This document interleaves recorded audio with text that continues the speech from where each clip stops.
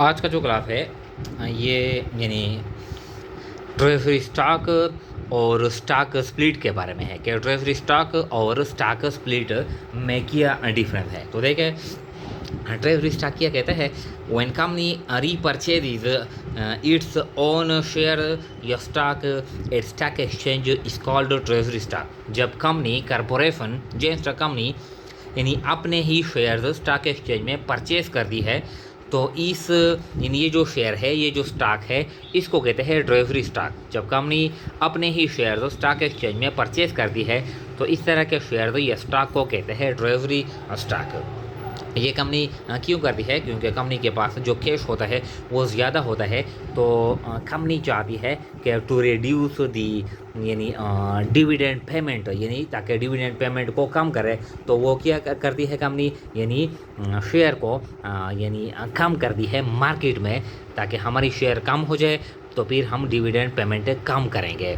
तो इस तरह हमारे पास कैश ज़्यादा है, क्यों ना हम यानी अपने ही शेयर को परचेज़ कर लें, ताकि हम हमारे जो शेयर होल्डर कम हो जाए तो हम डिविडेंड पेमेंट भी कम करेंगे। तो इस तरह के शेयर जब कंपनी परचेज़ करती है अपने ही, तो कहते हैं treasury stock.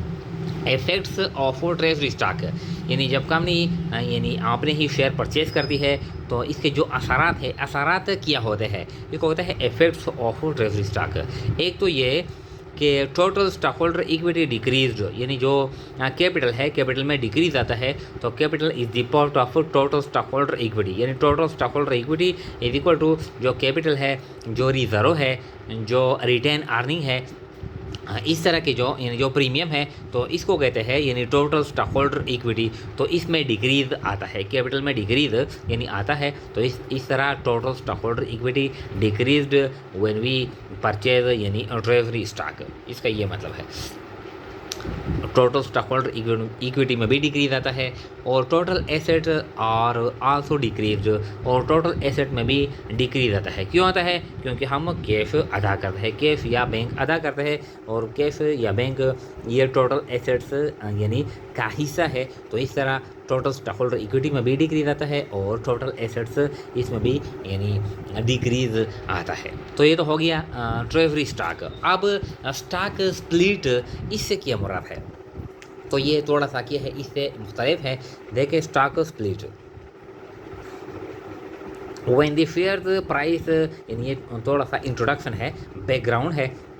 when the share price in stock exchange is too high, जब यानी हम फ़र्ज़ करते हैं कि हमारी अपनी कंपनी है, हमारी कंपनी के जो शेयर है, यानी एक शेयर की जो प्राइस है वो स्टॉक एक्सचेंज में जब बहुत ज़्यादा ऊपर चला जाता है, बहुत ज़्यादा हाई हो जाता है, और every investor can not buy it, ये तो क्या है, हर कोई इसको यानी परचेज नहीं कर सकता, या they don't want to invest high amount in a single share, या वो नहीं चाहते कि हम एक ही शेयर परचेज करें इतने हाई यानी प्राइस पर, तो लोग क्या करते हैं, इसमें इन्वेस्टमेंट नहीं करते।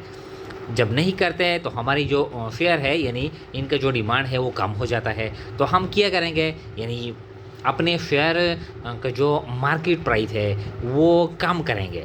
तो किस तरह कम करेंगे? देखें, और कंपनी है, यानी ये जो मार्केट प्राइस है, मिसाल के तौर पर हमारी जो कंपनी है, एक शेयर की जो प्राइस है मौजूदा जो मार्केट में है, मार्केट प्राइस एक शेयर की जो प्राइस है वो 6000 है।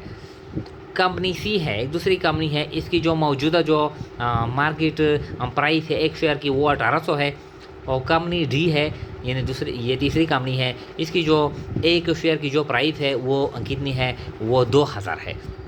अब यानी जो हमारी शेयर है इसकी प्राइस बहुत ज़्यादा है, तो लोग इसमें इन्वेस्टमेंट नहीं करेंगे, क्योंकि 6000 पर लोग एक शेयर परचेस करेंगे, तो लोग सोचेंगे कि यानी 6000 पे हम ये 3 शेयर परचेस कर सकते हैं, ये भी 3 शेयर परचेस कर सकते हैं, तो क्यों ना हम इसमें इन्वेस्टमेंट कर लें। तो ये जो मार्केट प्राइस है 6000, ये हम कम करते हैं। तो इसको कम करने के लिए, यानी ये जो शेयर की जो मार्केट प्राइस है इसको कम करने के लिए हम कुछ ट्रिक करते हैं। हम एक्स्ट्रा शेयर्स यानी एग्जिस्टिंग शेयर होल्डर में हम फ्री में तकसीम करते हैं, हम एक्स्ट्रा शेयर्स मौजूदा शेयर होल्डर में फ्री में तकसीम करते हैं ताकि किया हो जाए, ताकि जो मार्केट प्राइस है ये कम हो जाए।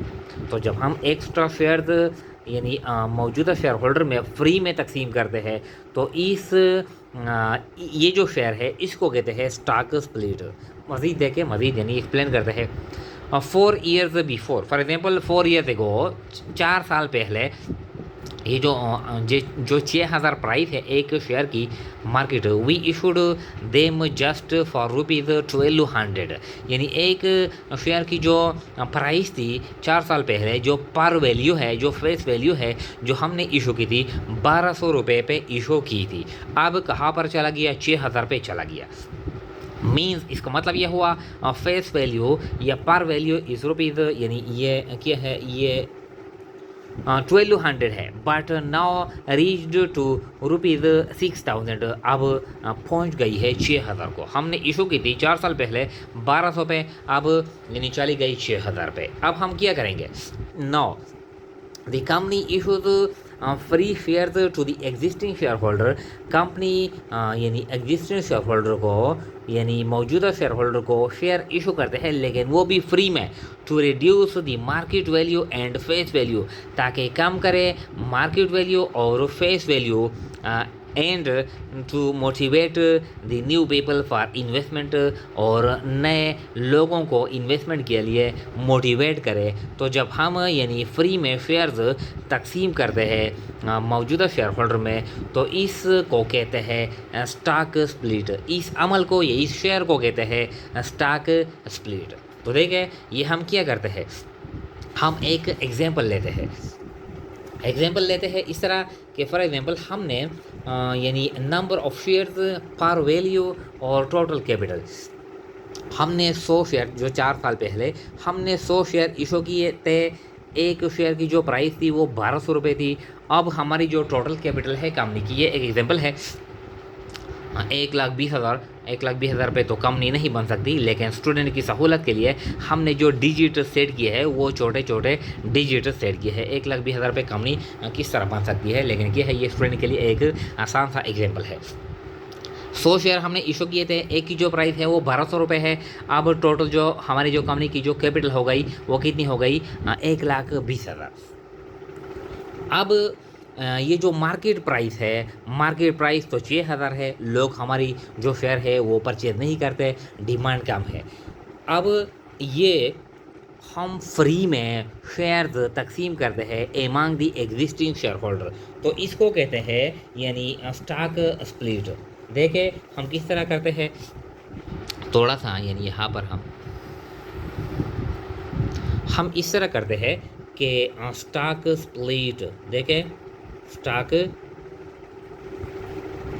स्प्लिट, ये एक एग्जांपल लेते हैं। स्टॉक स्प्लिट हम करते हैं यानी इस तरह 2 for 1। इसका क्या मतलब है? इसका ये मतलब है 2 for 1 का, कि वो शेयर होल्डर जिसके पास यानी पहला यानी एक शेयर, तो अब उनको हम मज़ीद एक शेयर और भी देंगे। अब यानी उनके पास 2 शेयर होंगे। 2 for 1 का मतलब ये है कि जितने भी शेयर थे हमने उनको डबल कर लिया।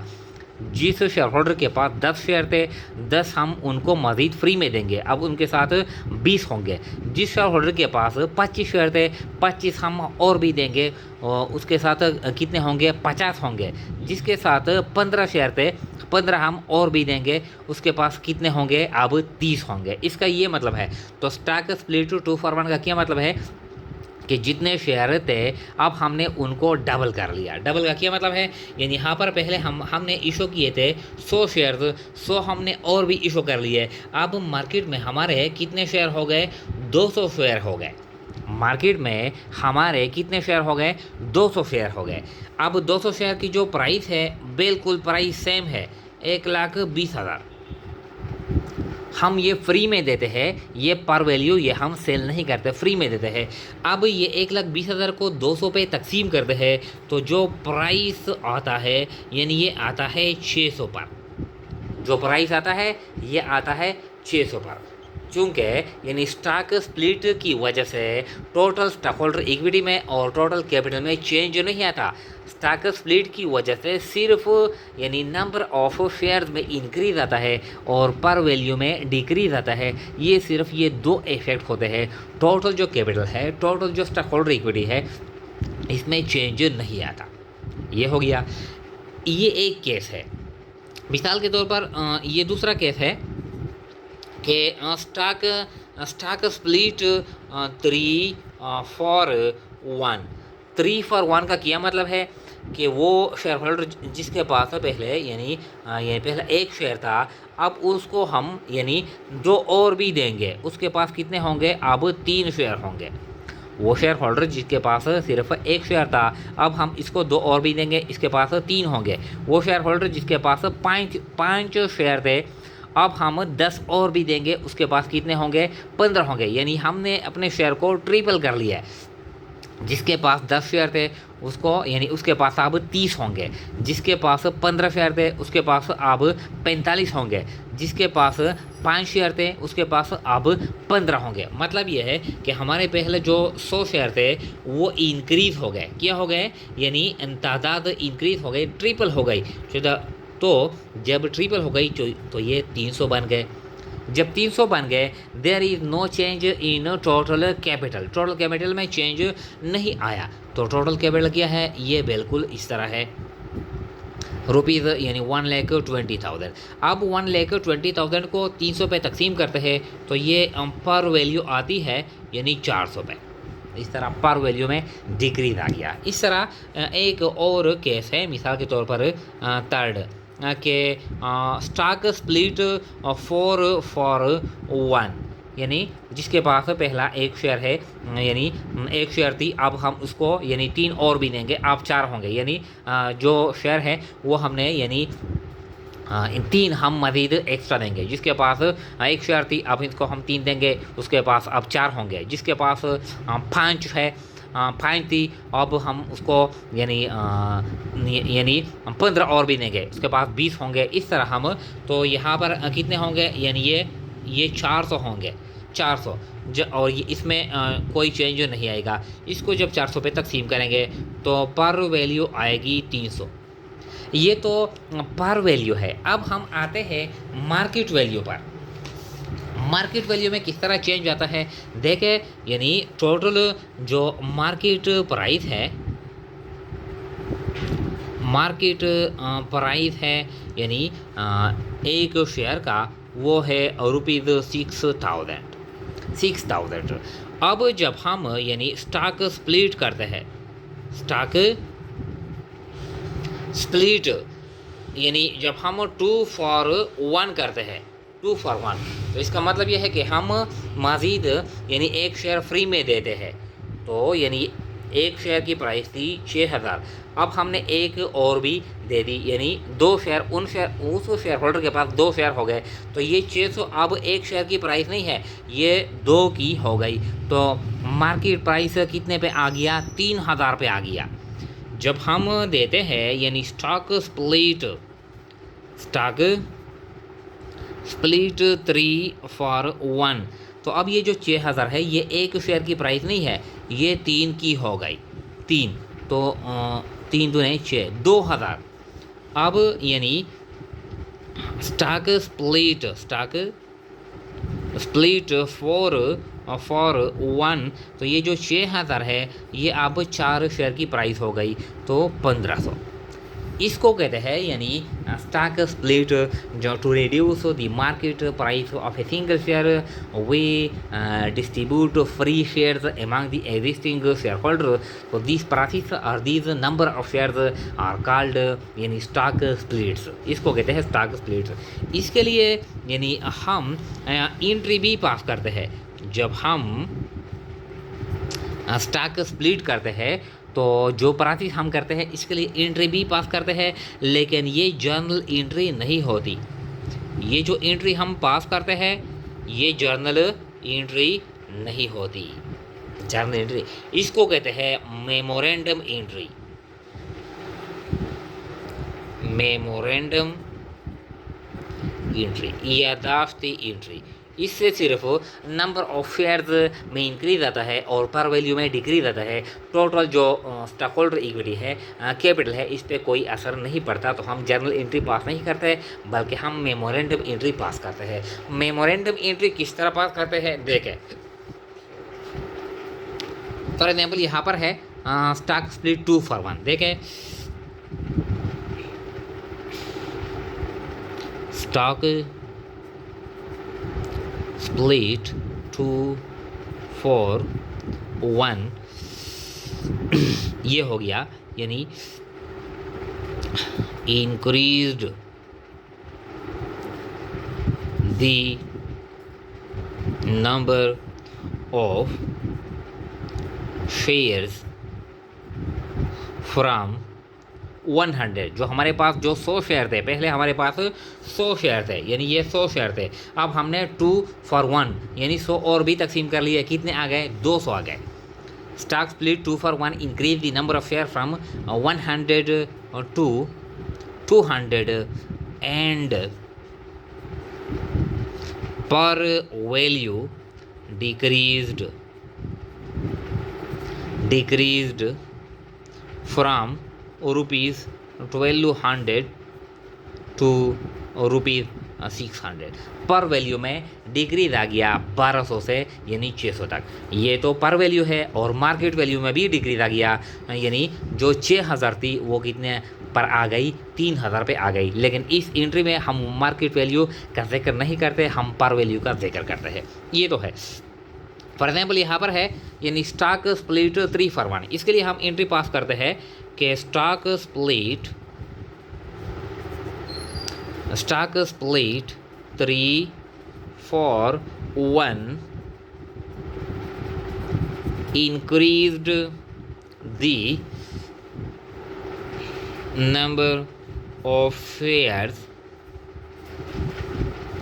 from 100 to 300। 100 से 300 तक यानी चली गई। एंड डिक्रीज्ड पर वैल्यू, जो पर वैल्यू थी फ्रॉम, यानी जो ₹1200 है, टू कितने पे आ गई, टू ₹400, यानी 1200 से 400 पर आ गई। तो इस प्रोसेस को, ये जो शेयर है इसको कहते हैं स्टॉक स्प्लिट। जब यानी किसी कंपनी के जो शेयर होते हैं मार्केट में, इसकी जो प्राइस है बहुत ज़्यादा ऊपर यानी चला जाता है प्राइस, लोग यानी इन्वेस्टमेंट इसमें नहीं करते, तैयार नहीं होते, तो कंपनी क्या करती है, अपने शेयर होल्डरों के दरमियान मज़ीद फ्री में शेयर तकसीम करती है, यानी 2-for-1, 3-for-1, 4-for-1 जो भी है। तो शेयर की जो तादाद है वो ज़्यादा हो जाती है, इसकी वजह से यानी ये फ्री में तकसीम करती है, इसलिए टोटल कैपिटल में चेंज नहीं आता। इसकी वजह से मार्केट वैल्यू में भी कमी आती है और इसके साथ साथ पर वैल्यू में भी कमी आती है। तो इसको कहते हैं स्टॉक स्प्लिट।